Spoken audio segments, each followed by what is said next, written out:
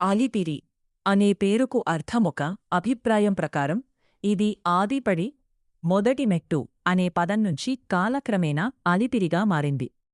మరో స్థానిక సంప్రదాయం ప్రకారం అలసట తీర్చుకునే ప్రదేశం అనే భావనతో ఈ పేరు వచ్చిందని చెబుతారు. తిరుమల ఎక్కే ముందు యాత్రికులు ఇక్కడ విశ్రాంతి తీసుకునేవారు. చారిత్రక విశేషాలు అలిపిరి నుంచి గాలిగోపురం వరకు ఉన్న మెట్టల మార్గాన్ని విజయనగర కాలంలో మత్య అనంతరాజు నిర్మించారని చారిత్రక ఆధారాలు సూచిస్తున్నాయి. ఈ మార్గం శతాబ్దాలుగా తిరుమల యాత్రకు ప్రధాన కాలిబాటగా కొనసాగుతోంది.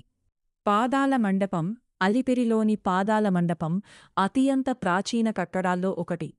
సంప్రదాయం ప్రకారం శ్రీ వెంకటేశ్వర స్వామివారు తిరుమల నుంచి దిగివచ్చినప్పుడు తమ పాదరక్షలను ఇక్కడ ఉంచేవారని భక్తుల విశ్వాసం. ఈ వారసత్వ కట్టడాన్ని పరిరక్షించేందుకు ఈవిలా చర్యలు కూడా చేపట్టబడ్డాయి. అలిపిరి మెట్ల మార్గం మొత్తం దూరం సుమారు 12 కిలోమీటర్. మెట్లు సుమారు 3500 కిలోమీటర్ 3600 కిలోమీటర్. మార్గమంతా టీటీడీ తాగునీరు, విశ్రాంతి, భద్రత వంటి సౌకర్యాలను కల్పిస్తోంది. అలిపిరి కేవలమొక ప్రారంభస్థలం మాత్రమే కాదు, శతాబ్దాలుగా భక్తి, చరిత్ర, సంప్రదాయాలకు ప్రతీకగా నిలిచిన పవిత్ర యాత్రాద్వారం.